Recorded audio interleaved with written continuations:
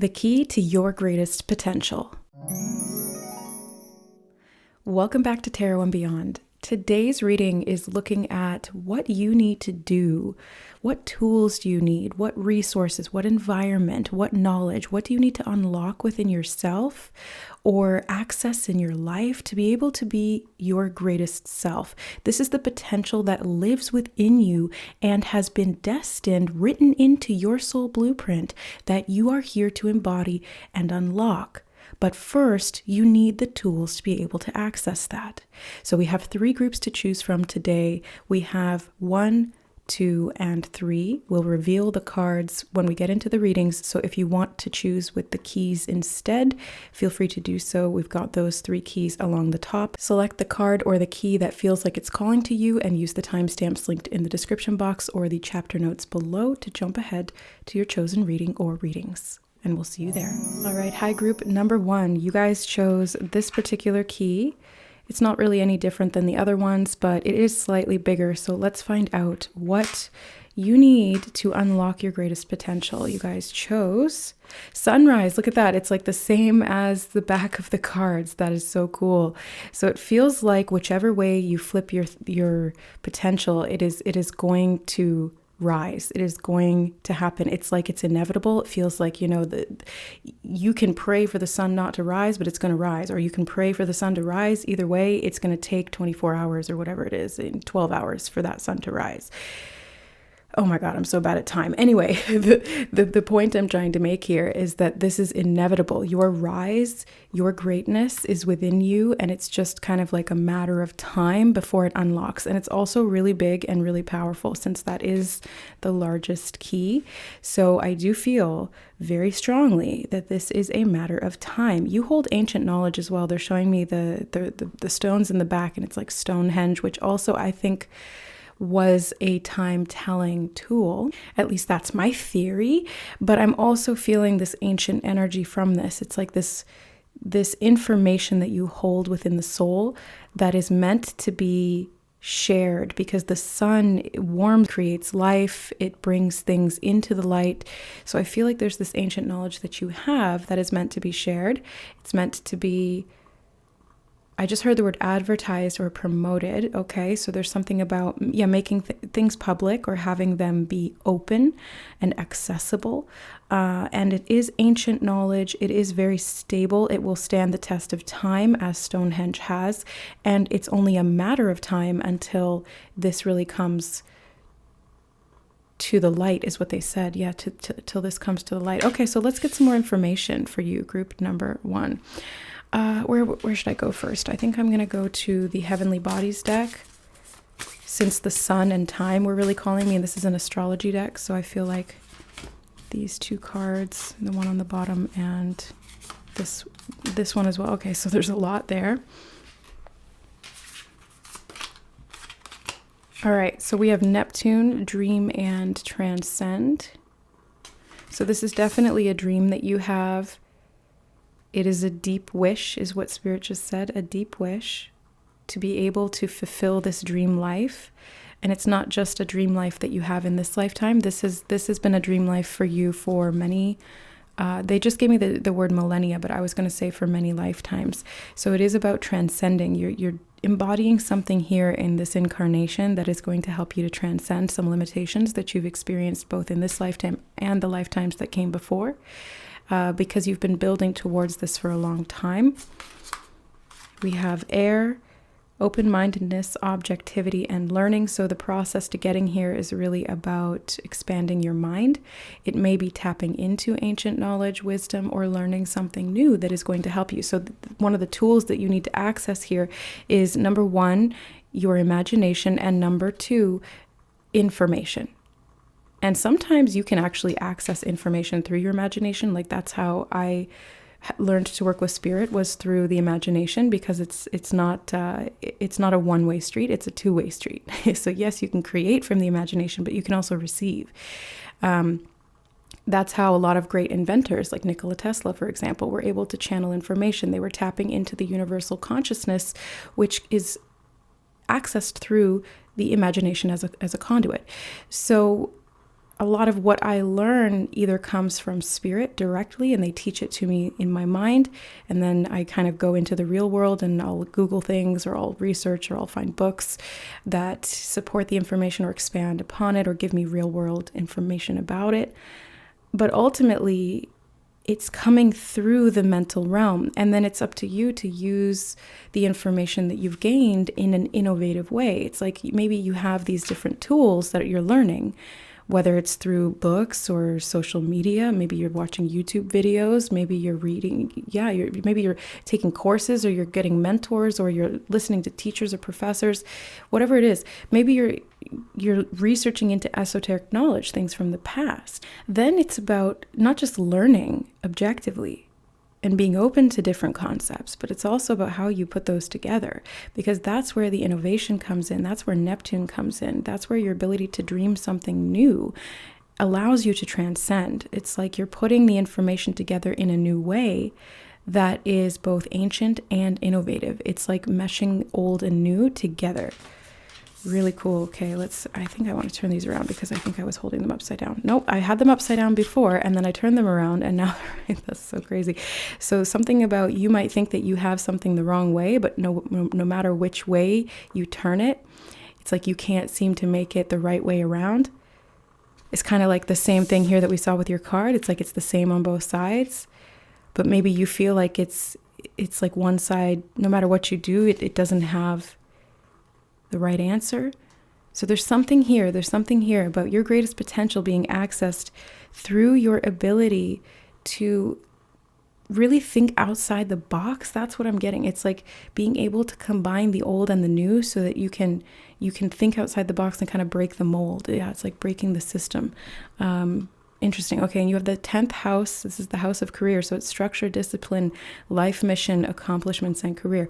Yeah, so this is definitely something that your soul is destined for. It's not just like a pastime or a particular shorter, like smaller soul lesson. This is a big thing that your soul came here to do.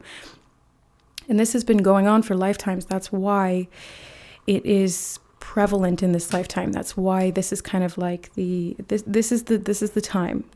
This is the year, right? But in this case, this is the lifetime. And so you want to look at your 10th house. Pay attention to your 10th house. What sign rules your 10th house? What planets do you have in your 10th house of your astrology chart, your natal chart? What aspects are happening between those planets, if there are any, or what is the planet that rules the 10th house? You want to look at the sign. So for example, my 10th house is Pisces, and my Sun and my Venus are sitting there. And Pisces is ruled by, Neptune, and my Neptune is in Capricorn. So that can give you some information about that. And by the way, my Capricorn is in the 8th house, and 8th house is to do with the occult. Tarot is an occult science. So yes, it makes sense why I'm doing what I'm doing. So it is part of your career. It is part of what you are meant to be doing in this life. And it's more than just a job. This is a life mission. This is a life purpose. This is destined. So it's not something that is just about the economics of human survival and paying the bills. This is soul level evolution and growth that we're talking about here. So this transcends this particular lifetime and your needs here. This is soul level. And that means it's a much larger cycle. And I think that's why they were showing us the sunrise here, because this is a much larger cycle. The sun is not just 24 hours in the day that we get to see, or half the day that we get to see the sun. It's millions of years old. And I think they did use the word millennia, did they not? Yes, they did. Okay, so this is a millions-year-old cycle for you, group number 1. Wow, yeah. This is big. This is really big. You have the 9th house as well. You see what I mean? Spiritual growth. It literally says it right there. Spiritual growth. So yeah, you can't make this shit up. This is the lifetime for you of massive exponential spiritual growth. And it's through the embodiment of all of the lessons you've learned from the previous lifetimes and what you're learning in this lifetime. It's like you're amalgamating all of it, you're meshing it together, and you're making it work in a new and innovative way. And in doing so, I feel like you're creating something. I feel like you're doing something that is first of all, again, they did give us the words publicity and advertisement or something along those lines. And the 10th house is very public. This is our public house. It's public acclaim, public notoriety, what we're known for, the legacy we leave behind. And that's attached here to the soul mission, to the life mission. But it takes a lot of discipline and structure to be able to reach these levels of accomplishment. And that's why, yes, you have to have the dream, but you also have to learn and have the tools to be able to apply this, to be able to measure it, to make it quantifiable, because a lot of this is what I'm seeing. A lot of it is not quantifiable. A lot of it is in the ethers, because this is soul level wisdom and knowledge. So it might be hidden in your Akash, it might be hidden in your soul blueprint. And well, it's a good thing we're doing this reading, because hopefully we can get more information about that so you can actually use it in a more tangible way. You have Taurus. Look at that. Taurus is all about tangibility. It's the physical realm. It's what you can physically see, touch, feel, and interact with. So yeah, you have to make this esoteric dream, wisdom, or knowledge tangible. Group number 1. Trust, patience, and sensuality is what the card says. So this is giving you the patience and the trust through this dream to be able to learn what you need to know, to put it into action, and to see that spiritual growth and that wisdom and that knowledge and that esoteric information live through you and be embodied through you, and also sharing it with others. Because the light of the sun is not just for you, it is for everyone. Hey, that rhymes. Spirit does that a lot when I channel. The light of the sun isn't just for you, it's for everyone. So this is finding a way to anchor that light and share it with the world. That is your mission, group number 1. That is your greatest potential. That is what you came here to do. Rather, that is what you came here to be. Let's get some information from the tarot.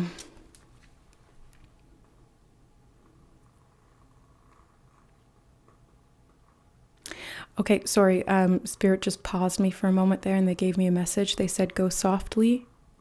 What was that? Can you repeat it, please, Spirit? Go softly amid the turmoil. Okay. And they're showing me a huge field of tulips and somebody walking very delicately through the tulips so that they don't trample them. It's like very, very gently, delicately picking their way through. Okay. Sometimes when Spirit gives me these visions or this information or these like little quotes and stuff like that, it'll be relevant to you maybe at the time that you watch it, maybe much, much later. Spirit will always drop these little breadcrumbs, and sometimes they make sense in the moment, sometimes they don't. But synchronicities will always they will play out sometimes over years. So just keep that in your back pocket for later. There could be some relevance there if you don't know what it is now or what it means now. But yeah, I'm feeling like there's something about going softly or being gentle. That's what I was getting from Taurus as well, the sensuality and the trust and the patience to be able to go slowly, to do it gently, delicately, so that you don't hurt yourself or anyone else in the process. I think that's what the tulip field was sort of representing. I could be wrong, but that's what it feels like. It's like don't trample the beauty in your panic to do what you came here to do. Do it slowly, do it softly, do it gently. You have time. You have time. Okay. What else does group number 1 need to know about their greatest potential, Spirit? 9 of Wands. I just heard face your fears. And it's falling right underneath of Neptune. And Neptune is the unconscious. It is the emotional depths within us, which can be quite illusory and tumultuous. We did have that word turmoil. So there could be inner turmoil that you are needing to transcend. Yes. There could be a tendency towards dreaming unproductively. So there's productive dreaming and then there's unproductive dreaming. And unproductive dreaming is where you are living in a fantasy world and you're not taking action or allowing that to inspire real physical world progress. So it becomes an addiction to maladaptive daydreaming. Now, the other side of that is to have a dream, to see something that is not real yet, and then use that as motivation, inspiration, and drive to take action and to create that as a reality. That's the productive dreaming that they're talking about here. But there may be a tendency to either allow fears to infiltrate these dreams and to sabotage them, or as a coping mechanism to avoid fear, limit fear, run away from fear, or soothe fear, to dream in a way that's unproductive as an escape. Okay, so you really want to be aware of those mechanisms within yourself. Introspection is going to be your friend here, my friend. So if you can discipline your mind, and that means disciplining your imagination and using it as a tool for good, your own good and the good of others, then you will be able to grow spiritually. Then you will be able to see these beliefs come to life. That's what they're telling me. That's what they're showing me right now. You will see them come to life. But it's like a fire, because they just showed me the candle here in this card on the heart. It's like fire. It can be used as a tool. It can warm the home. It can cook the food. Combustion engines get us from place to place, but uncontrolled, and it burns everything to the ground. The sun is made of fire. You are the sun. You are the light, group number 1. You need to be responsible with that light, with that power, with that fire. You need to use it wisely. And guess where the fire comes from? Your mind. Your mind is the light of life that creates. It is the spark that builds the fire, that promotes growth, that allows for innovation to occur. Fire, man's best friend, is what helped us to evolve as a species. Without the sun, we wouldn't even be a species to begin with. We need that fire. You have that fire, group number 1. You just need to learn to use it in a productive way. So facing your fears is going to be a big part of that. Getting grounded in the physical reality is a big part of that too, because with Neptune and air here, I see that you might get lost in your emotions or in your mind a lot. And it can be hard to bring all of that beauty, all of that power, and all of that knowledge into the physical realm. But that's why Taurus is here, is because it helps you to anchor it. It helps you to ground it. It helps you to make it something practical and usable. Not just for yourself, but for others, because I think that's the main reason you're here. It's to embody it, yes, and to share it, to make it public. Let's keep going. King of Cups. When I was looking at that card, I heard the word genteel, which it's like a gentleman or gentlewoman. And that's kind of the message they were giving us before. It's like, go gently amid the tulips. Walk softly. Pick your path. Be mindful. Be open-minded and open-hearted. King of Cups is the emotional realm. It's very, very well suited to Neptune. The King of Cups is kind of like Poseidon or Neptune. The ruler of the sea, the ruler of the subconscious mind, the ethers, the beyond realm, spirit. And it's tapped in through your emotions, through your imagination, through those layers of the self that go beyond the physical. But again, you need to find a way to balance these things out so that both the fears don't stop you and also the ungroundedness, so that doesn't stop you. It's like learning to ground into your body, learning to ground these thoughts and emotions and to work with them rather than having them work against you. And they keep repeating the word genteel in my head. So I think this is very much about being gentle with yourself and others, being gentle as you learn, being gentle as you walk this path, being patient as well. I know you guys don't like to hear that, but Taurus says patience here, and they showed it to me again in the sunrise. They're like being patient, knowing that the sun will rise. It's inevitable. It's not like you need to rush it. It's happening. And the harder you pray for it, it doesn't make it come any faster. It's just going to happen on the clock that it's meant to happen on, you know? There are other factors involved in that. And that's what I'm seeing here for you too. The 10th house is something that you build over a lifetime. It's not something that you start out, you don't start out when you're 10 years old in your 10th house in its full power capacity. This is potential growth we're talking about here. That means that you hold the blueprint. It's like the acorn holds the blueprint of the mighty oak, but you cannot rush that growth. You can't, because there are things that need to happen. There are environments that you need the right environment. You need the right tools. You need the right resources. So what I'm seeing here in terms of those things is you need the right information. You need the right knowledge. So you need to be studying esoteric lore. And if it's not specifically esoteric, then you need to be studying your craft. You need to be studying your field. If you're an artist, you need to be studying that art. You need to be learning new tools. You need to be applying those. You need to be practicing them, mastering them. You need to expand your mind and challenge your beliefs around certain things.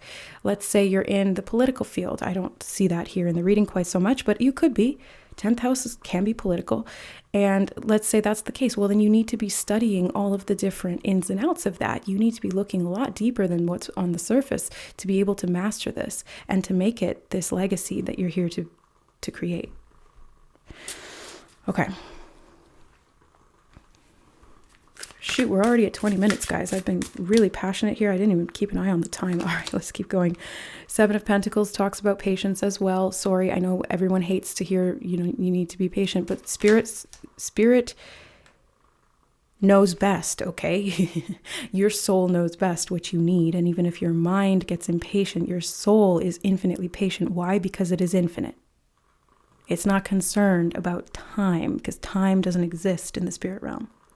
Everything is in the now present moment. It's only us in the physical that experience time, because time is a product of matter moving through space. And when you live in the non-physical, there is no matter. So none of the time really matters, does it? It's a bad pun, sorry. But in this world, you do have to contend with the physical matter that does create that movement through time and space. And I think that's where you might have a hard time. Again, no pun intended, but I'll take it if I can. You might have a hard time. And even in the beginning, I mentioned something about me not being able to track time, and then I lost track of time in this reading. So everything that happens in a reading is relevant to the reading. So I feel like group number 1, you might have a hard time with time tracking. And that may be why you feel like it's not happening fast enough, or you get impatient with this, because you feel like you're pressed for time, or that there's not enough time, or you have a hard time registering time, maybe because you're lost in the mind. The more you can anchor into the physical, the more you'll be able to track time, and it won't feel like it's working against you quite so much. It will feel like it's working for you, or you are working with it.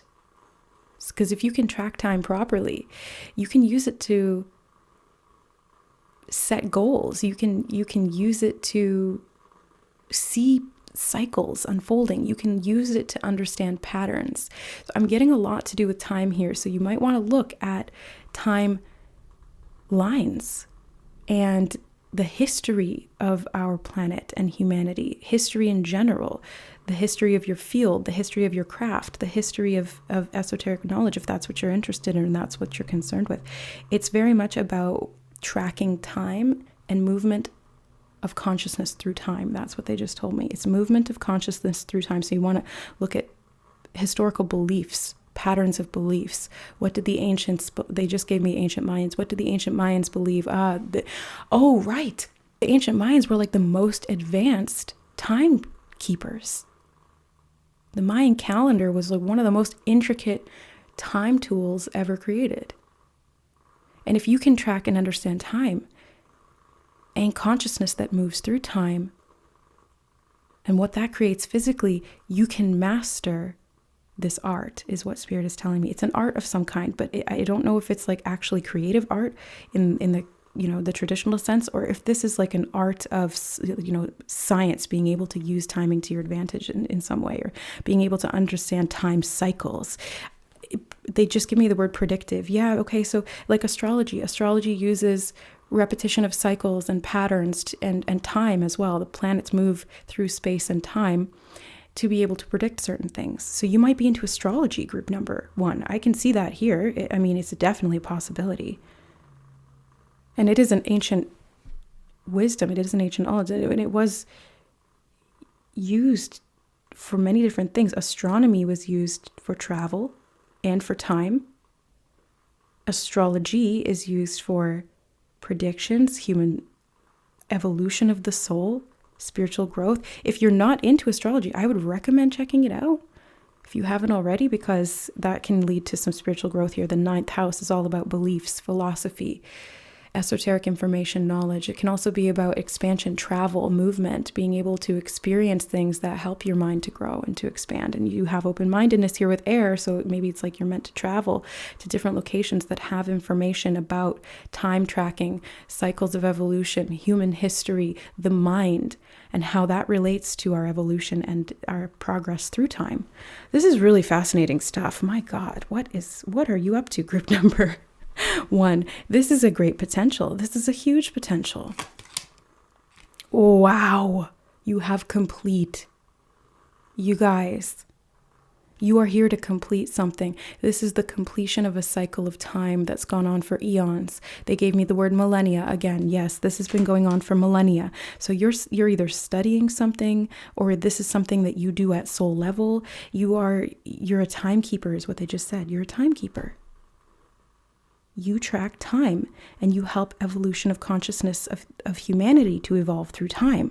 So you incarnate in particular timelines at certain points in history, and you help to shift the collective mind at that point, shifting it into a higher evolutionary state and kind of spurring on the trajectory of humanity so that it evolves and grows spiritually.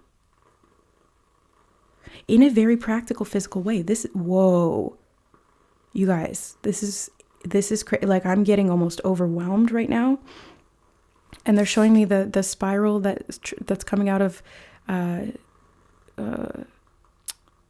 Triton's trident, and it's coming out in spirals of time spirals. You go into these time spirals and you track them, and you find the most opportune time period to incarnate into, to become physical, and then you channel all this wisdom and information that you've gained through your lifetimes. And your role in this particular one, your greatest potential, is to advance human consciousness. So you're going to be a teacher, you're going to be public, you're going to be somebody who either models this behavior or this level of consciousness, or you're teaching other people how to do it. You're disciplining other people. You're teaching other people mental and emotional discipline. You're helping to ground. Maybe you're doing some physical healing work. Maybe you're doing astrology. Maybe that's what you're teaching. Maybe you're doing something psychological or emotional or energetic. I'm not sure. It feels very grounded and practical, but it's highly, highly esoteric, highly advanced, very spiritual, and like I said, it has a lot to do with time. Wow, okay, let's get one more of these.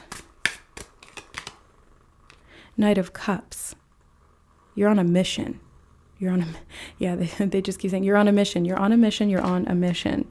You are here spreading a mission, or spreading a message of hope, of faith, of something more beyond the spirit realm. Maybe you're somebody who preaches about life after death. Maybe you've had a near-death experience. Maybe you are somebody who was in two minds about what you believed in. Is it religion? Is it spirituality? Is it this versus that? Is it, is it the immaterial versus the material? It's kind of like you've been in two minds about something, and you've had to, or you will have to, study these different subjects to expand your mind, to open it, so that you're not looking at things in a they did just give me the word monotheistic. You might be studying different religions, okay? But what I was going to say was you might be somebody who has had to contradict your own beliefs. And it's through that challenging of the ego, or challenging of the belief system or the mind, that helps you to open it further and to acquire and channel a lot more of this information very objectively. And it's through your own learning process that you're, I think, going to turn around and teach or share that with other people. Yeah, okay. Let me see if there's anything else that they feel like you need to know to be able to embody this level of growth here and this soul potential, group 1. Okay.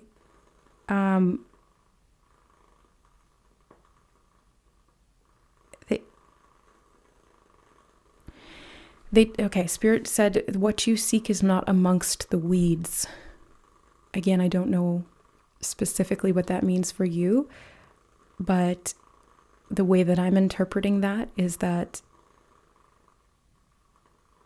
maybe you've looked into the weeds and you didn't find anything, and then you're looking into the flowers, because they did show us the tulips before, so it's like the weeds versus the flowers, something about that. What does that, that could represent, closed-minded thinking or toxic environments, toxic people, bad behaviors, things like that, and then more spiritually advanced, integrous behaviors or aligned paths or ways of thinking or belief systems. And it's kind of reconciling between those two. How do you balance those out, or what do you need to learn from those? But they're saying that what you seek is not amongst the weeds. So something about they're saying that the weeds choke out the life from the tulips. Or in this case, we've got roses here, roses in the Taurus card. So something about flowers. Maybe you work with flower essences. I don't know. Or again, this could just be metaphor, because the flowers represent like this growth, blooming, blossoming, your potential, right? It's like the seed of your potential to become a rose is built into the system, but it's dependent on your environment. And the weeds are things in your environment that can hamper or completely shut off your growth. So you want to look to where those weeds are. Are they in your mind? Is it fear? Is that a weed you need to pluck out? They did just give me the word alchemize, maybe alchemizing those weeds. Is it people in your environment? Is it belief sets? Like, what is it that you need to find completion on and transform so that you can evolve and ascend past that limitation to the growth that is inherent to you? It's not something you're working to become. It's what you are, and it's just you need the right environment and tools and the right mindset is what Spirit just said. You need the right mindset to be able to see this growth come to its full potential, to see that flower bloom, because it will bloom. It's built for that, and you can bloom in adversity too, right? But ideally, if we can remove all of the hampering or hindering factors, either in the mind or in your environment physically, that's going to help things to expand a lot easier and to come to their full potential, right? And that's what we're talking about here, your highest potential. So I see that emotional stability and balance is really important for you. Emotional love and also esoteric love, which is beyond the emotion of love. It's beyond relationship. It is an experience. It is a vibration. It is a mindset as well.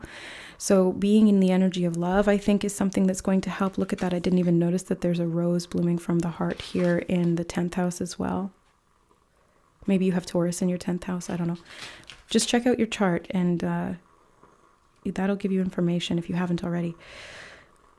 But I see this growth happening in your career. I see it happening. It's very destined in what you're here to accomplish. And if it's not specifically career, it's the life mission. It's the life purpose. It's what you're here doing, right? It doesn't have to be something you do for money. Although money can come from that, but it's more like your purpose. It's what you, it's what you do. It's just what you do at soul level. Okay, I think that's everything, group number 1. So I will leave it there. Hopefully this was enough to be able to kind of spark something for you, to spur you on, to help you really unlock another layer of this growth potential. Because I feel like you're already doing this, and it's not like you're the seed anymore. I think you're like a sprout, or you're a plantling, or you're getting there, and it's just finally getting it fully to bloom, and seeing the full sort of outcome of that. So I hope that this helped in some way, and stick around for more readings, because that's what I'm here to do. I'm here to help you guys grow into your full spiritual potential. Okay, I love you guys. Thank you for being here, supporting my work on the channel. If you guys want to support the work even more, you want to dive deeper, we have memberships available. Hit the join button down below to check out the tiers. That will give you access to the members only pick a card readings, once monthly live readings with me, and so much more.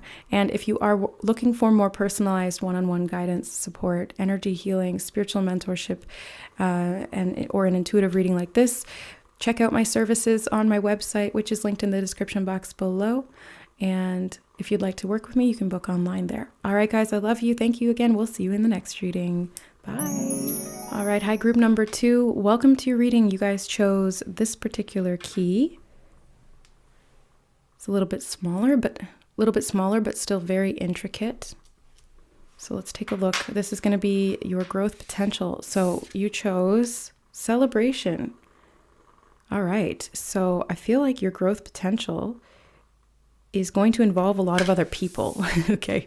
That's really what I'm getting. It's going to involve a lot of other people, and it's going to challenge you to kind of get out of your comfort zone. Maybe you're somebody who tends to lean more towards being introverted or shy or less social, and there's something here about networking, enterprising, connecting with people, forming connections, collaborations. Yeah, I'm seeing like large scale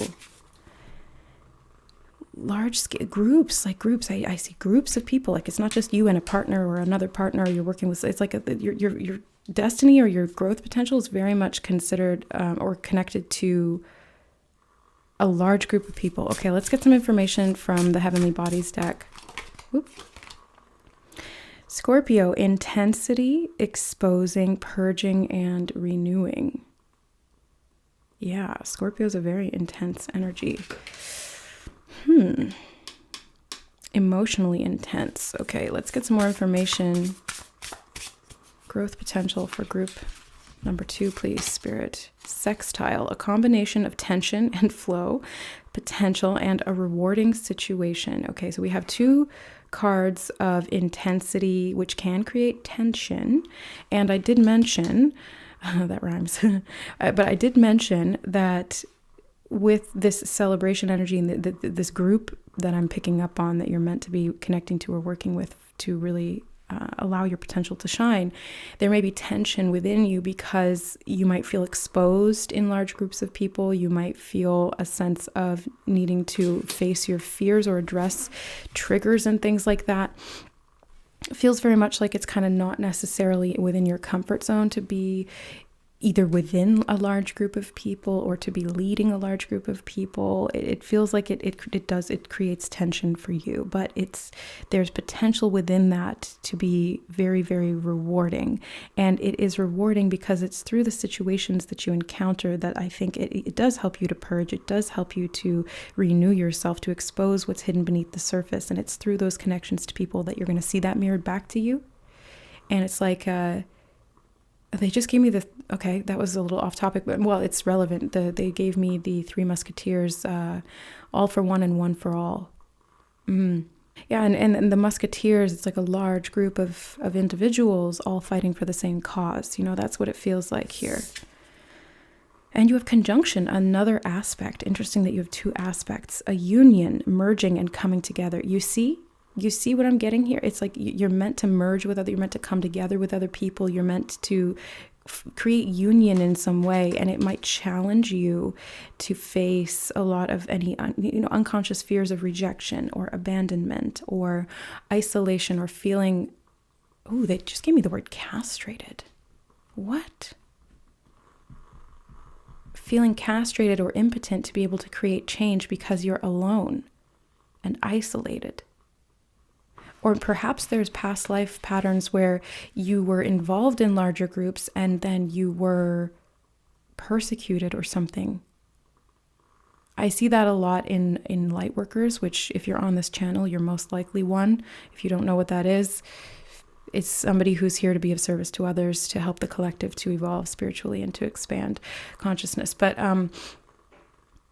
I feel like the light worker wound is like one of them anyway, is the persecution imprint. And it's like every time in different lifetimes you tried to help people, especially at a grand scale, forming groups or getting involved in other groups, it's like there was something that happened where either from the inside out there was corruption or from the outside in there was persecution. So it's kind of like there's a wound around this that you're kind of needing to face in this lifetime, but that's part of your highest potential, is to be able to face that, to transmute it, to overcome it, to transcend it, renew yourself and your faith in the ability to unite with other people towards a common goal and to create a common good. Sagittarius, optimism, exploration, and freedom. So I feel like it's like, they're showing me breaking boundaries, breaking barriers. In the higher sense, what they're showing me is like dissolving the borders between countries. This is, it's quite literally unifying opposing factions. It's like bringing people together towards a common goal so it can transcend skin color and gender and belief set and all of these things. It's union. Yeah, that's your highest potential. You're here to create union, and you're here to do this through exploration into the world, maybe travel, because celebration always makes me, this card always makes me think of travel, like going to, I just heard Phuket. Is that in Thailand? Yeah, so maybe you've been there before, or that's somewhere you've wanted to travel, or maybe you're meant to travel there at some point in your life here. Something about travel to experience the diversity in the world so that you can find commonalities across groups of people, across humanity, and have people come together in union. And again, there's going to be tension there, and it's something that I think you're afraid to face at a very unconscious level because of these old imprints and wounds from the past. This is all within your soul blueprint that we're looking at here. So this isn't just from this lifetime. If there's fears there, there's a reason they're there, right? And it's because you experienced something either in childhood or in previous lifetimes or both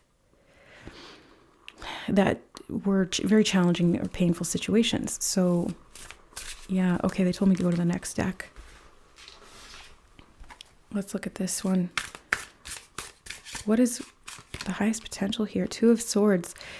It's like being in two minds about something, getting people to work together, finding a common ground. It's like, where can you all agree on something?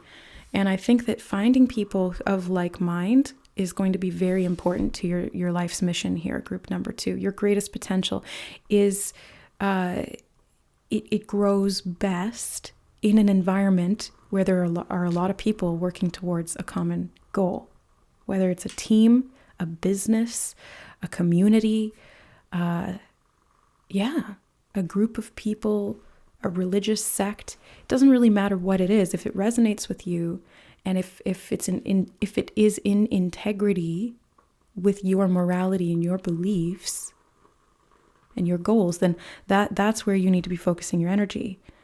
And explore what is out there. If you haven't found a group of people or an idea or a belief set that really drives you and motivates you, they want you to explore. Maybe it's through traveling, maybe it's through research. It could be both, because Sagittarius can be about learning and knowledge through movement and experience, or it can be learning and knowledge through information. So, look into these things and kind of find where it leads you. Follow your heart is very important for you, group 2. Queen of Swords. It's very much about communication. I feel like you're meant to be a networker. You're meant to be, you're meant to be part of a group, and you're meant to be, they gave me the word directive. It's like having a directive where you're united on these ideas. You're united on this belief. You have this common morality or whatever. Yeah, I just keep repeating myself, but that's what I'm getting. So, I mean, that's the highest potential here, group number 2. It's very much about you being able to have things come together. Yeah. Knight of Swords. Look at all these swords. 2 of Swords, Queen of Swords, Knight of Swords. This is all the mind. Swords are the mind. Communication, thought. So this could be, they're showing me somebody handing out pamphlets. It's like, this is my belief system. It's like in the extreme, in the radical side of that, it's kind of like Jehovah's Witnesses, It's like a very tight-knit group, sect of people who believe in something very specific, very strongly, and they go out and they want to share that information. Obviously, it doesn't have to be that extreme, and if you're here in a tarot reading, it's probably not that extreme, but it's that type of archetype, where you really believe in something, you're working together towards a common goal, you all have the same morality or integrity and the same intention, and you're working to spread the word, or you're working to share that, or you're working to speak on that. Very much to do with communication, like I said, and that's why I think networking in groups is going to be your greatest asset, group number 2, because you need other people to be on the same page as you. And it's not that you need to people please or to kowtow or, bend the knee to other people and their beliefs. No, this is about you finding what's integrous for you, what you truly believe, and then having the balls, is what Spirit just said. Okay, that's Spirit words, not mine. Having the balls to go out in the world and find other people who think the same. And not to convert people necessarily. You can spread the word if you want, but really to just find people of like mind and then work together in that. That's what they're showing me. Wow. The High Priestess. Yeah, this is very much to do with faith. It feels religious to me, but it could be spiritual, of course, because you're hearing a tarot reading. But it's beliefs in general. It doesn't have to be anything to do with spirituality or religion, but it's your beliefs, right? And that can be anything. Anything can be a belief. We can have political beliefs. We can have nutritional beliefs. We can have lifestyle beliefs. We can have whatever. But it's what you really are passionate about in terms of your faith. Yeah. Okay. And what do you need? What do you need to be able to do that? 8 of Pentacles. Putting in the work. Okay. Practicing what you are uncomfortable or you feel like you're not good at doing. So, oh God, this is so funny. My favorite movie of all time is Pride and Prejudice, the one with Keira Knightley. And Mr. Darcy he obviously, I'm not a psychologist. I can't diagnose him, but he has social anxiety.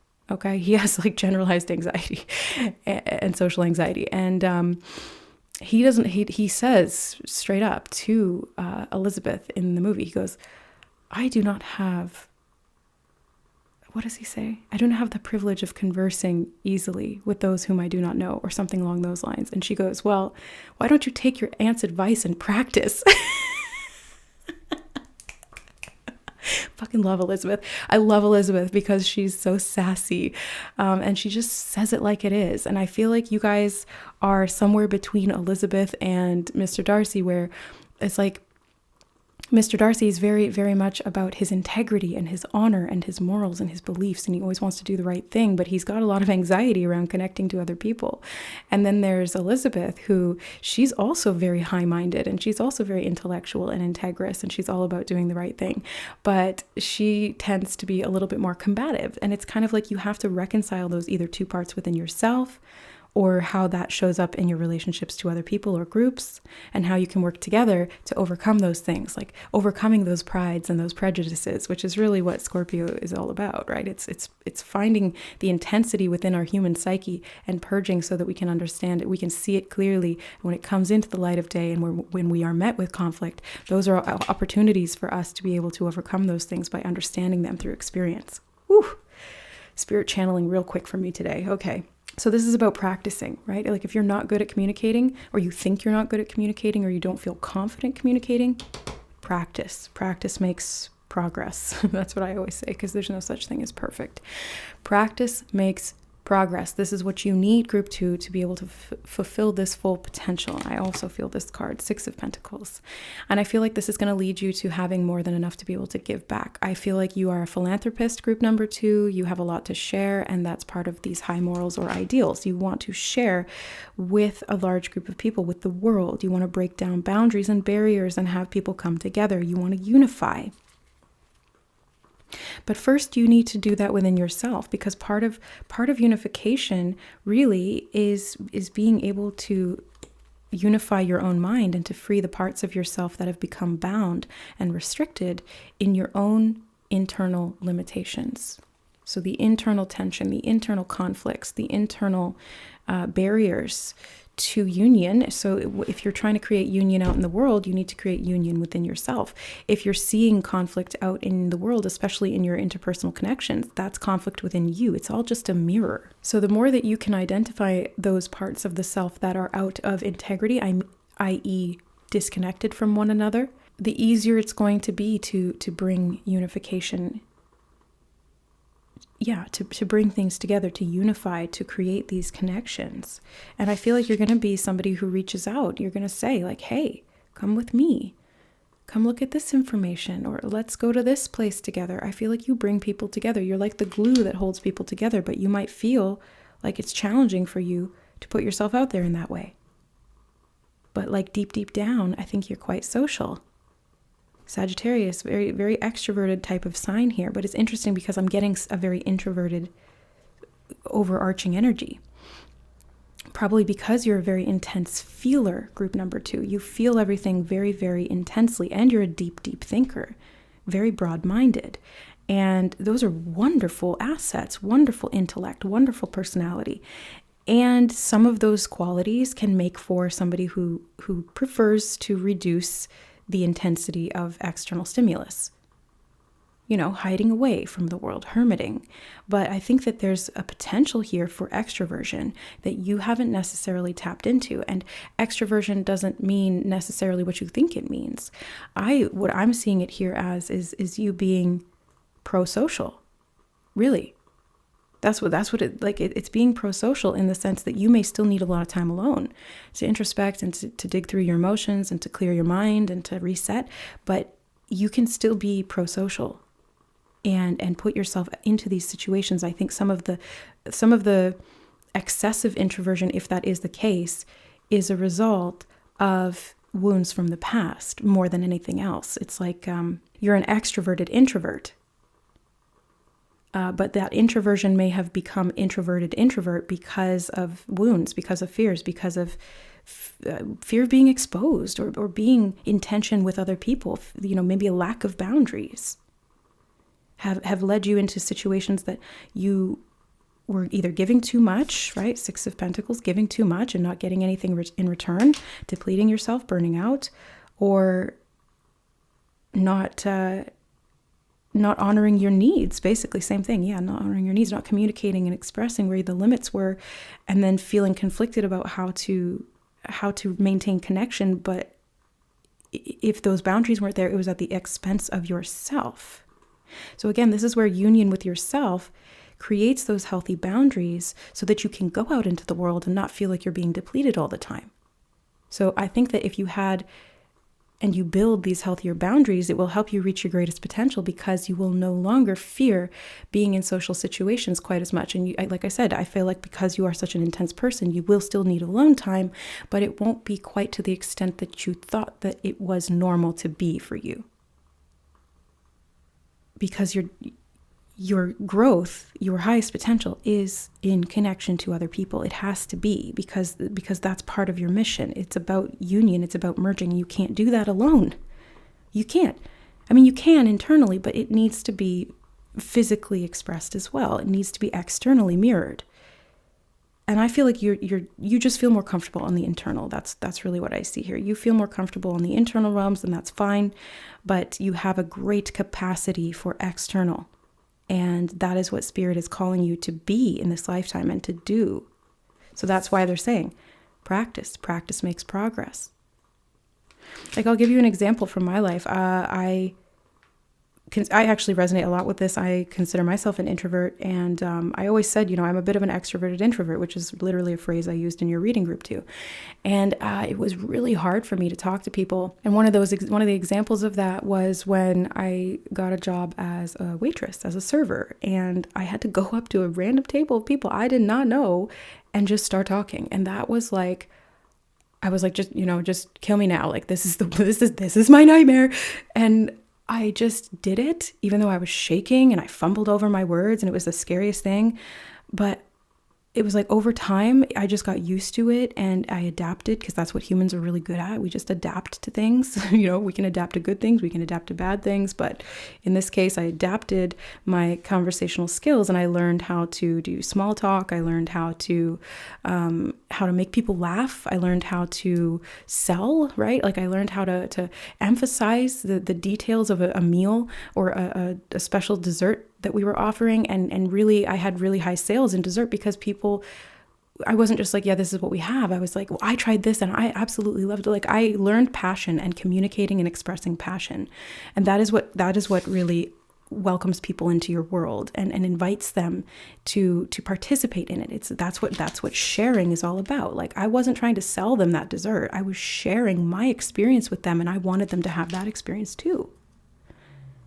And everyone who bought the dessert loved it. It was like bread pudding. It was, you guys. It was amazing. Oh my God. It was like cinnamon and nutmeg with like icing all in it. And it was just like, oh my God, so good. I wish I could have that right now. But that's what I'm seeing here. It's being more social, getting used to and adapting to that, mastering that art and that skill because it's going to bring you together with people.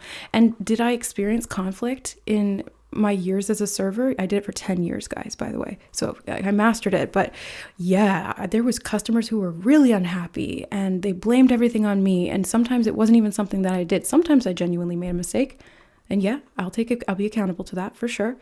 And sometimes it was nothing to do with me and it was just projection. They had a bad day or they were unhappy in general and they were projecting that onto me because I'm a person in a position of less power to them in comparison. And so first of all, I learned not to take it personally as best I could, right? I'm a sensitive soul too. It's hard not to take it personally, but if you can be a little more objective with it, it helps. Having compassion helps, seeking to understand the other person and what they're going through, even if it's not readily apparent. That kind of thing helped. And sometimes it just hurt. Yeah, it did. Sometimes that tension really sucked. And I would have a bad day because of it. But I wouldn't let that stop me. Because what I was doing, it was for the money, yes, but it was because I genuinely wanted to have people have a good experience at the restaurant that I worked. I really wanted them to enjoy their time there, the atmosphere, the service, the food. I wanted them to have a good experience because experiences are what bring us together. And sharing experiences together bonds us. So it was an act of service before I was actually in spiritual service. And I feel like this is kind of along the same lines as what you guys are being called to do in terms of your full potential here. It is being of service by uniting people in some way. Maybe it's through a shared experience like a celebration. Maybe it's through a faith or belief or a set of, a mindset. Yeah. Maybe it's through something more esoteric and more abstract. Maybe it's through art. Maybe it's through philosophy. Something that brings people together. And it's through that shared experience that you can bond and unite. You merge together. But to do that in a healthy way, you need the boundaries. Not borders, not barriers. Boundaries. Because those boundaries keep you safe and they keep the other person safe. I just saw 2222 on the time. Twos are all about union, merging, coming together, teamwork, working as a team, balancing things out. Yeah. It's not either or, it's both. That's what Spirit just said. Yeah. Okay. Wow. Yeah. So group 2. Oh yeah. And your group 2 as well, which is literally union, merging, collaboration, connection, teamwork, relationships. This is all about relationships for you, group 2. So the more that you can balance out the relationship with yourself and not have this either or mindset, but find a way to merge things together, to unite them so that they integrate and work better in that fashion, the easier it's going to be for you to be able to do that in the external world as well. And that is where your full potential lies. That is your highest spiritual growth. It is freedom through boundaries. Does that make sense? It's interesting because when we think of borders, those are boundaries between countries, and it makes things less free because we have to jump through some hoops to be able to get from one place to another. We can't just pick up and go somewhere. We have to have a passport. We have to have identification. We have to go through security, all of these things. And when everyone's on the same page, we wouldn't need those boundaries, would we? We wouldn't need those barriers or those borders. But living in a world where not everybody has the best intentions, we have to have those borders. We have to have those boundaries in that case, like going through security and having identification and passing, legal things. We have to have those so that we have safety. It's for security's purposes. It's the same thing at this smaller scale.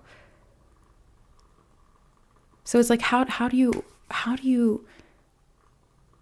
balance those? How are borders detrimental and how are they helpful? How can boundaries be used in a detrimental way, or how can they be used to bring us together and keep each other safe? This is where you're being called to explore, because these are the tools that you need to fully expand your growth and to see your full potential come to light here in this lifetime, to embody it really. It's very much about those opposite sides of the spectrum in terms of barriers and boundaries. So learning the ins and outs of that, I think, is going to be one of the greatest tools in this life for you, group 2. And it will help you to come together with people. It will help you to have a fun time and share experiences and bond and unite and have a sense of community. Because I feel like a lot of what you've been in the past has been very isolated, feeling segregated, feeling cast out even. I feel like that's why they gave us the word castrated. It's like feeling cast out, feeling cut off from yourself. and specifically cut off from other people as well. So I feel like friendship is going to be a big thing for you in this lifetime. Friends are your assets. Group number 2, make sure you choose them wisely. And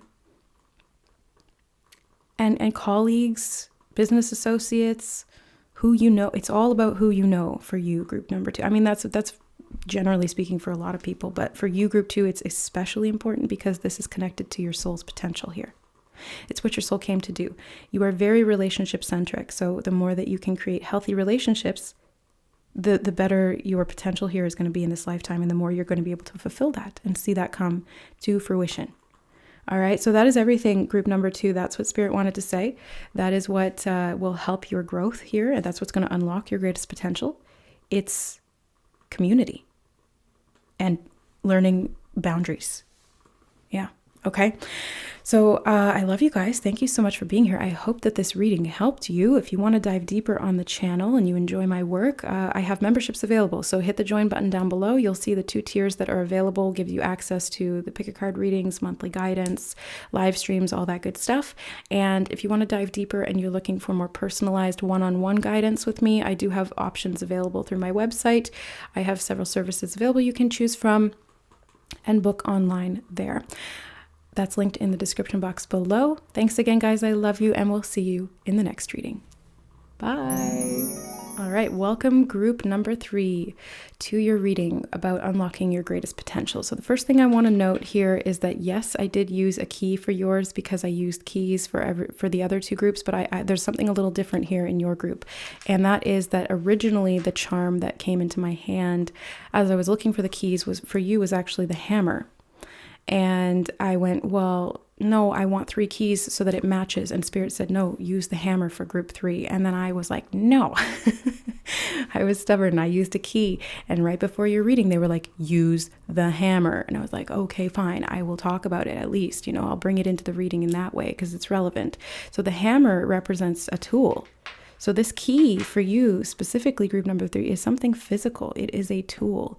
It's something that's going to help you build. Because that's what I think of with hammers. It's like, it's something that helps you build something physical, tangible, real, something structured, a structure of some kind, or something that is supportive. Okay, let's get more information. Let's see what card you chose. Island of Dreams. Ooh, okay. Immediately what my mind is or what I'm being drawn to focus on is the 4-poster bed.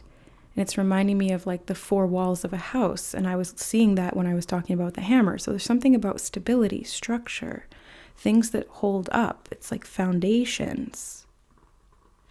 But there's an aspect here about dreams. Okay, let's get more information. I'm really curious about your reading, group number 3.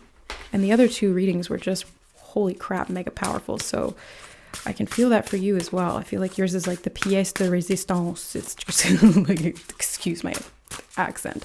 It's just like really, really intense. So let's find out. You have yang energy, proactivity, expression, doing and moving forward. Yeah, I feel like a lot of your growth potential is very physically oriented. It's what you can build. It's what you can do. It's what you can create. And that's why they've really emphasized the physical tool. And when I think of hammers, not to be sexist here, but I think of men. I think of masculine energy, which is yang, right? We've got yang here. Like, I know how to use a hammer too, but am I super skilled at it? No. Can I bang a nail in one hit? No. But,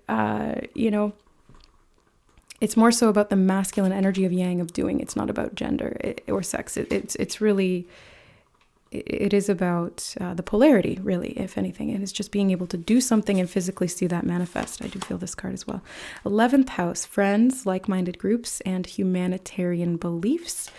I did just get like Habitat for Humanity. It's kind of like building homes for the people in need, or building schools, or building churches. I feel like you guys are meant to build something here. Are you a carpenter? I don't know. Maybe like 1%. Maybe one person who's called to this reading is like, oh crap, yeah, I'm a carpenter. Like, I literally have a tool belt and stuff like that. But I think for most of you, it's not going to be literal. It is a metaphor for what you're here to build and how you're here to help people. So Gemini, curiosity, intellect, and networking. It's kind of giving me group number 2 vibes. If you felt called there, And if your intuition is telling you to check that reading out after this one, I would encourage you, because it feels like a lot of similar energies of humanitarianism, networking, connection. But for you guys, I feel like it's more so about like physical action, whereas for them it was more so about community and boundaries and learning interpersonal, like emotional things. For you, it's very like, what can I do? And who do I need to know to be able to make that happen? Who do I need to know to be able to build this thing, or to create this thing, to build this structure? We have the third house, early learning, childhood relations, the rational mind, and communication. So a lot of this is to do with communication. So you want to look at communication tools, is what they just showed me. And they showed me a phone. Yeah. A phone, a computer, yeah, it's like a social media, maybe. It's like communication that helps you to build something. Okay. The North Node, destined to have. You are destined to have whatever this is, or to build whatever this is. Because I keep feeling like it's something that you're building. Okay, I do feel this one as well. Sagittarius, yeah, that did come up in group number 2. Optimism, exploration, and freedom. And I feel this one. I didn't get this many. A union, merging, and coming together. This one came out in group 2 as well. All right. So yeah, you guys in group 2 have a lot in common. So like I said, you'll probably resonate with that reading as well. Or at least there may be some messages there for you. But oh, take all those? Okay. It feels very similar, but yours is a bit different because it's very much focused on what you can build and what you can do. Now, I feel like this is all coming from the land of dreams, right? It's like you have a dream for what you want to see humanity look like, or what you want to be able to communicate and build socially. And maybe you are somebody who wants to actually physically help by building homes or schools or wells in impoverished countries or something like that. But it could just be that you want to build an empire that will benefit other people, maybe by through communication, through social media, maybe building an online presence that's going to help people get curious, that's going to help teach them something, that's going to help bring people together on common beliefs. And if you came here from group 2, like if you watched group 2 first and then you came to group 3, this is like extra mega confirmation for you that this is what you're meant to be. Okay. So if that's you, I'm talking to you.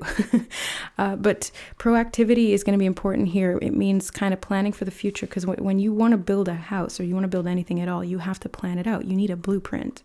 That's what they're showing me in my mind. And then you need the right tools. So the blueprint here, group number 3, is your soul. Your soul wrote the blueprint, and you can actually see that blueprint in your natal chart. And then you need the tools. So what are the tools? Well, in this case, you need the information. So I think learning is going to be a big part of this. You need to employ your rational mind and to master the art of communication and learning. So, and communication is a two-way street, by the way. It's not just talking, it's also listening. It's learning to listen. Because that's how you absorb information, and that's how you create connection. People don't really feel super connected to people who just talk all the time over them. It's about, it's like an interchange, right? It needs to be balanced.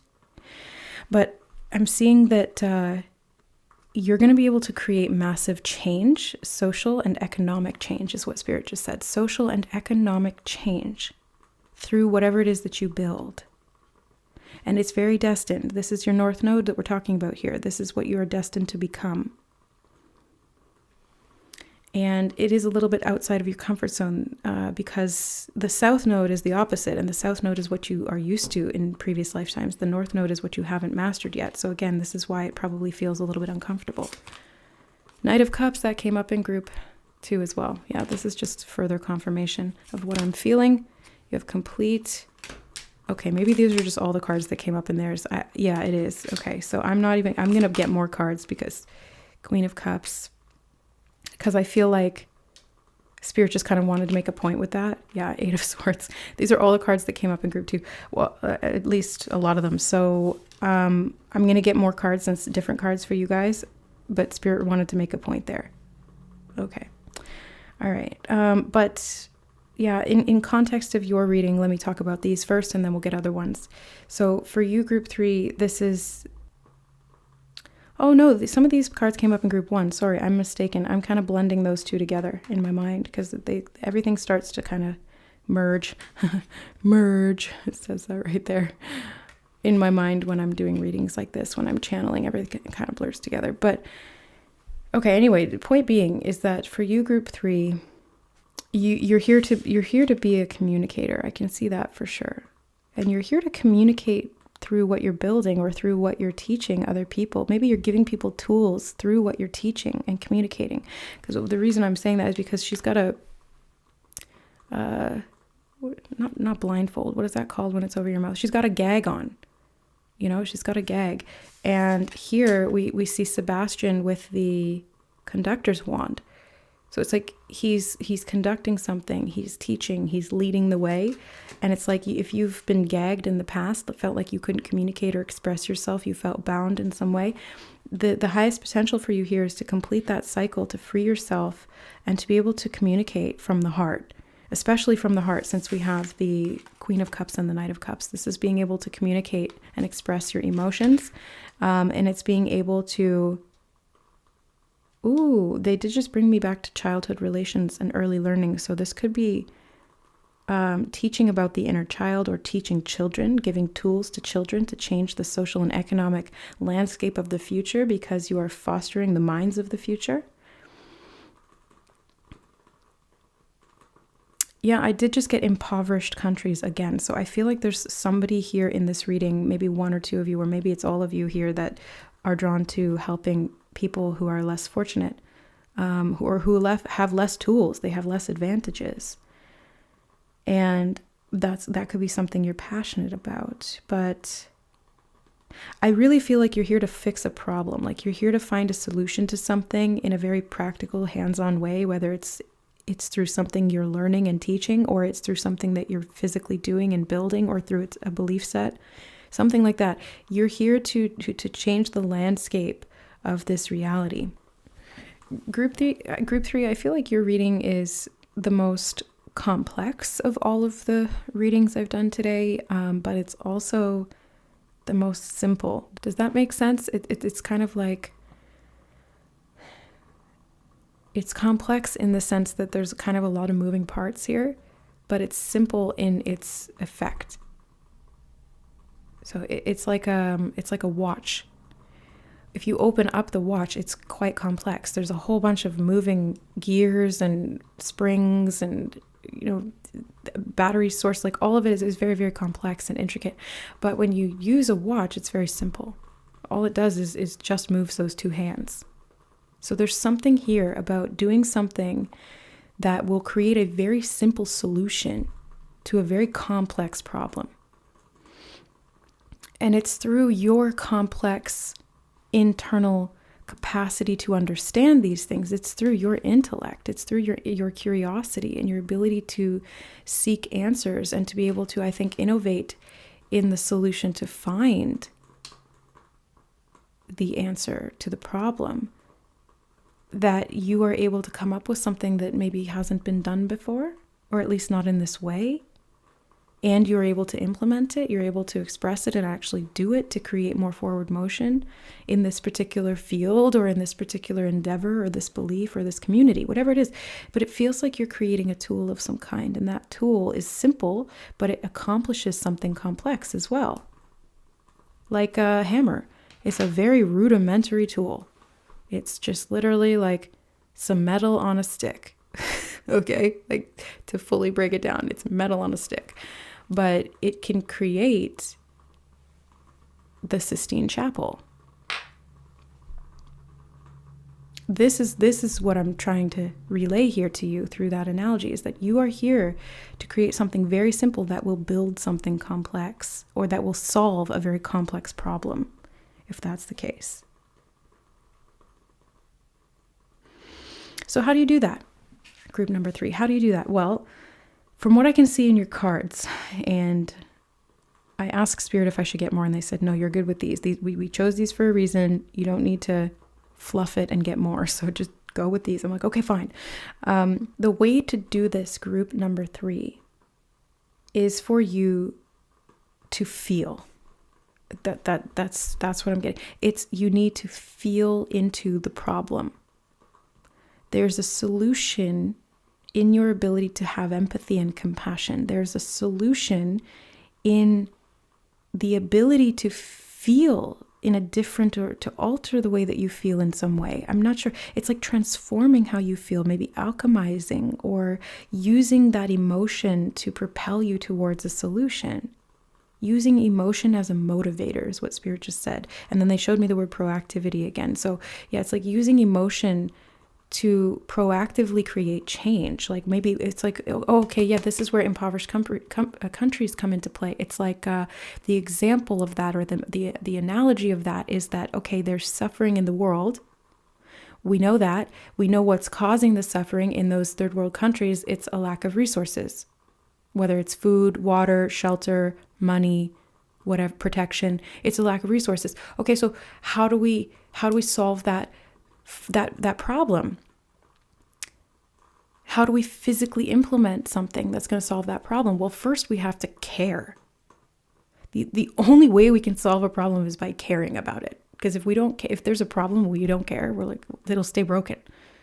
It will stay broken. Like if my watch stops working, it stops ticking, but I don't care, I'm not going to fix that watch. I literally have a broken watch sitting in the drawer right next to me. That's so funny. Because I don't really need it.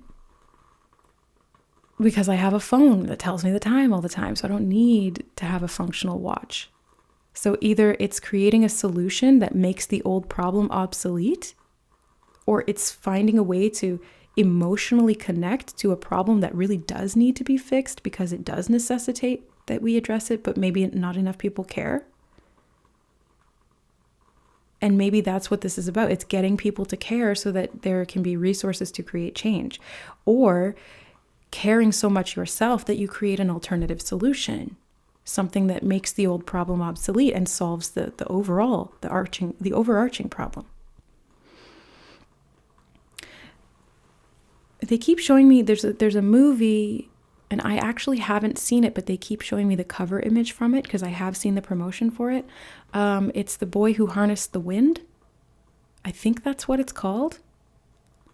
And I'm pretty sure it's about a boy in a third world country who uses his intellect to solve a problem. He uses his ability to learn, and he creates like a windmill that pumps water or something like that. I could be wrong, but that's what they're showing me in my mind. And since we're talking about the example or that sort of theme of third world country, either literally or as a metaphor, this seems relevant. So I would maybe go watch that movie. I need to go watch that movie because I don't even know really what it's about. I haven't seen it, but there's something in that's relevant to your full potential group 3.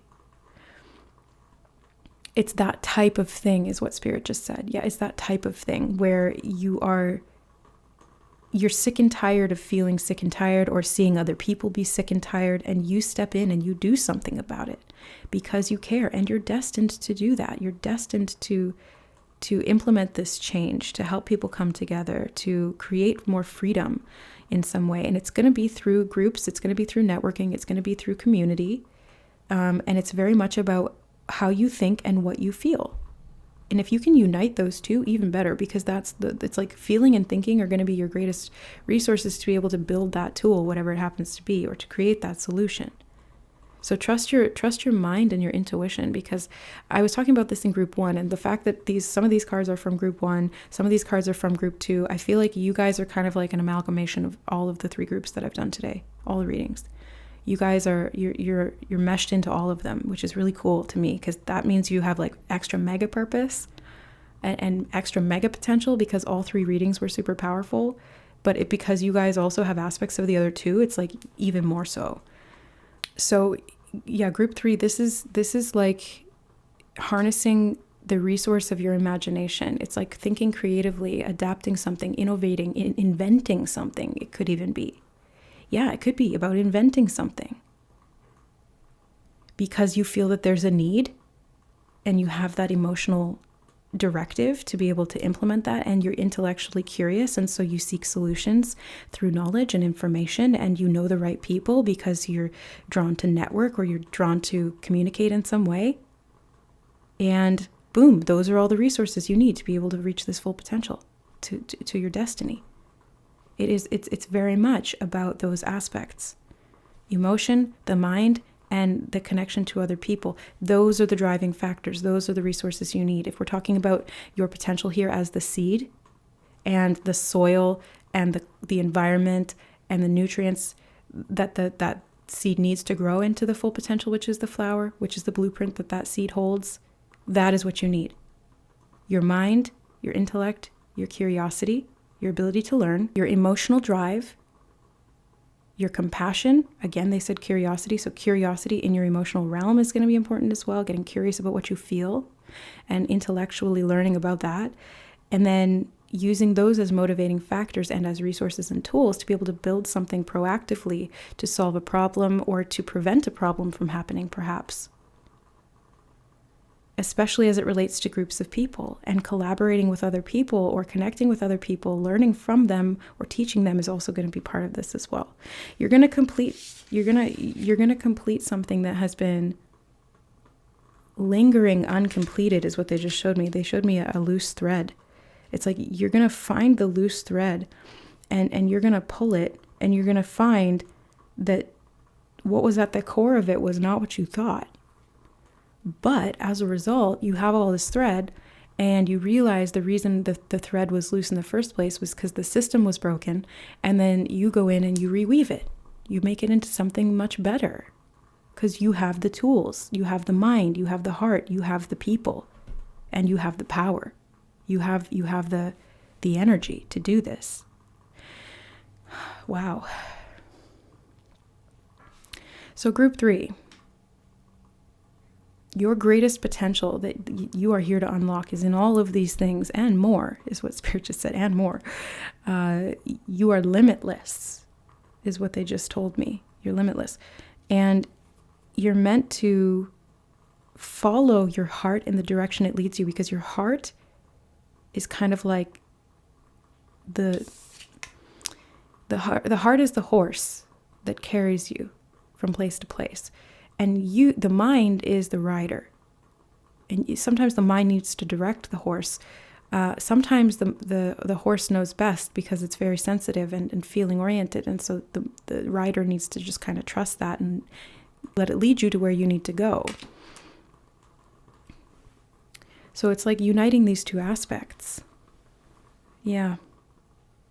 I feel like you're going to build something really big. Look at this, look at this, look at this. You have 1, 2, 3, 4 cards with mountains in them. Do you see all that? I'll hold up these two because the other two are the same. But there's mountains in both these cards. The mountains often symbolize great barriers to overcome, or something that you are building, and you're going to, you're going to crest that mountain and claim that territory as your own, or you're just going to have that sense of achievement of doing something that you thought was insurmountable or unachievable, but you do it. And it is a big task. It is a challenge. It seems like you can't, but you can. Especially when you have the right help, is what Spirit just said. Especially when you have the right help and the right tools, because that's really all you need. The tools are inward. The help is a tool too, but yeah. So it's the ability to take action. I do feel like you're going to grow something really big in this lifetime. The tree behind this, or on this card, it feels a lot like you're going to, they just keep saying that. You're going to change the social economic structure. How the heck is group, they said you're not going to do it alone. Because in my head, I'm like, how the heck is group number 3 going to do that? And they're like, well, they're not doing it alone. It's many, many people.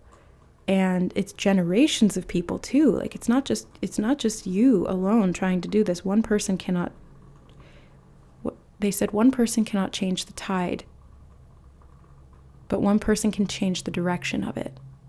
Oh, okay. Yeah, they said one person cannot stop the tide from coming, but one person can change the direction of it. Okay, it's like using the momentum of the generations that came before you and the tools and resources that they managed to build, and redirecting that into the problems of the now or of the future.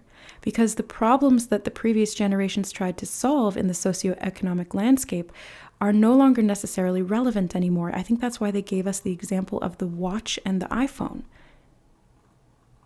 It's like the problems of the past aren't relevant because we're evolving so quickly as a culture, as a society, as a planet, even as a species.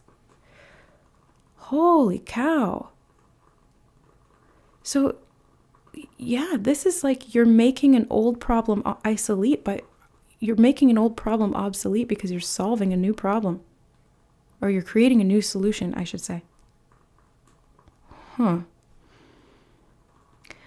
Pay attention, group 3, pay attention to the information you receive. They just showed me Scuttle carrying Flounder. And what this reminded me of is when Scuttle alerts Ariel to the fact that the Sea Witch is in disguise and about to marry Eric. And so it's like you want to listen, like keep your ear to the ground is what Spirit just said. Keep your ear to the ground. Listen to what's going on. I feel like for a lot of spiritually based people, we tend to lean away from what's going on in politics and on what's happening on the world stage.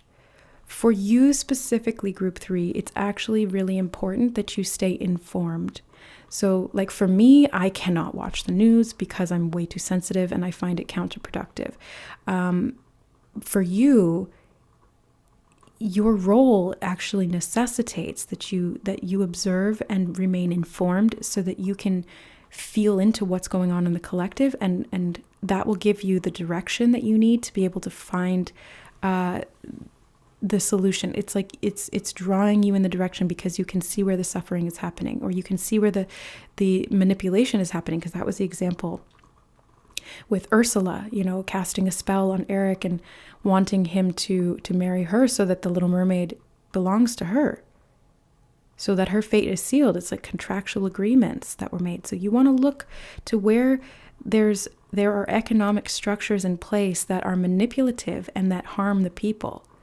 And how can you break those or make those obsolete? By creating a solution or a product or a resource or a community of people or a new mindset, something like that helps to alleviate those problems and have a path forward for society where you can direct that wave in a productive way. Like maybe instead of the wave being a tidal wave and crashing and destroying the city, you manage to redirect it and you harness it and you create electricity out of it, like a hydro station. Oh yeah, they gave us the example of the boy who harnessed the wind. It's like wind can be a tornado and it can destroy things, or we can harness it and we can use it. So it's like taking a raw resource and making it into something productive. And it's through proactivity that we're able to do that. That you are able to do that, group 3. Holy shit, this is such a cool reading. It's all coming together. It's all coming together. Wow. Yeah. Okay. So group 3, I think that we've kind of hit all the stops here in your reading. I think that we've gotten to the ins and outs of this. I hope that this was clear enough. Working with spirit, sometimes it can be a little abstract, metaphorical. They use symbols a lot. They use analogies, things like that. So hopefully you can kind of piece that together in a more logical, practical way, and you'll be able to use that productively. That's my goal for you. I want this reading to be something that helps you to reach your highest potential and not just for entertainment. I mean, I hope it's entertaining too, but I want you to be able to take this and make it actionable, because we do need a world that's got a healthier social economic landscape. Okay, we just do. So if you are one of the ones that are helping to shift that tide, then thank God you're here. Thank the Lord that you are on this planet, because there's too much suffering, and we need more people like you out here on the streets doing something about it. Okay. All right, guys, that is what I see for you. Thank you so much for being here in this reading and also on this planet. Like I said, thank God you're here. May you be blessed in this endeavor. May you find these solutions. May you help the world in this way, whether in small dose or in large quantity. Whatever you can do is enough. Thank you so much. I love you guys. I hope you're enjoying the readings. If you want to go deeper here on the channel, I do have memberships available. You can hit the join button to explore the different tiers that are available with different resources within them. They give you access to the members only pick a card readings and the monthly live streams with me, where you can ask more personal questions and I'll pull cards for you on camera.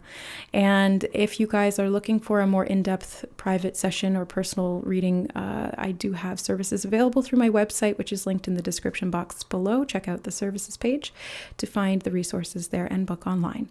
All right, guys, I love you. Thank you again for being here, and we'll see you in the next reading. Bye.